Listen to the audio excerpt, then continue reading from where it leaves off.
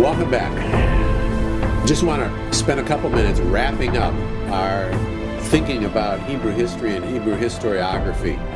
Again, grateful to the work done by Howard and Chisholm and Long, and particularly Long's treatment on so how do we read the Bible as history.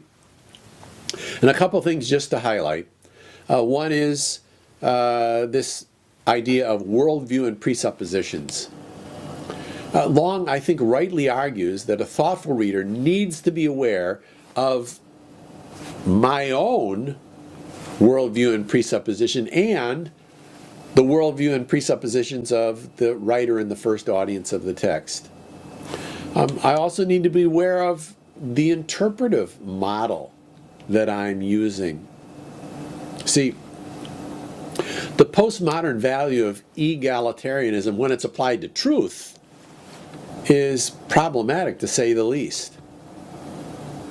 Left to, well, that's your truth, this is my truth, will get us either nowhere or anywhere. It's true. It's a free country. And as they say, anyone can believe whatever they like. But to apply this to truth claims, I'm just mired in subjectivism and relativism. And I find myself thinking, I'm sure grateful my oncologist doesn't operate on this level. So,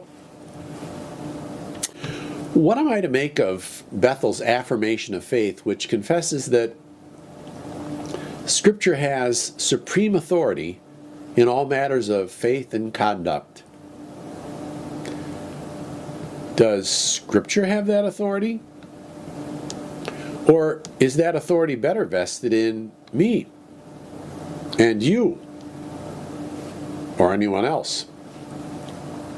So remember, Long asked, who or what in the final analysis represents the locus of ultimate authority for the interpreter? Now I'd like just to make a couple of comments about method.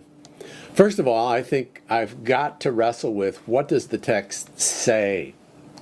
I need to listen to the text, the whole text, not just for sound bites or fortune cookie lines.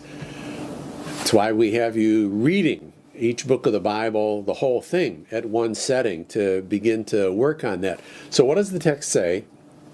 Then what does the text mean? Here I think context obviously plays a vital role. Is the testimony internally consistent throughout the given book? I need to listen carefully and competently to the biblical witness, to use every available means to discover its truth claims by approaching the text as fairly as possible on its own terms and in view of its context. So, what does the text say? What does the text mean? Then, what's the text's significance? What's the argument? What's the principle? How did it apply in the first instance? How may it be validly recontextualized and applied in my setting? Maybe much as McCullough was keen to do in recontextualizing what he heard and understood from the papers of John and Abigail Adams, so that his modern audience will not only know the lessons of history, but they'll feel it. Well, for that to happen, I have also to exegete my audience as well. So I need to understand the worldview and presuppositions of the author and first audience, my own worldview and presuppositions, and then I need to understand the worldview and presuppositions and needs of my target audience that I'm trying to reach and teach and disciple.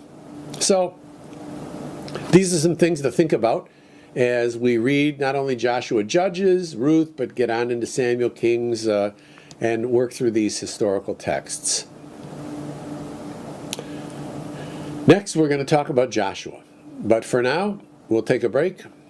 See you in a bit.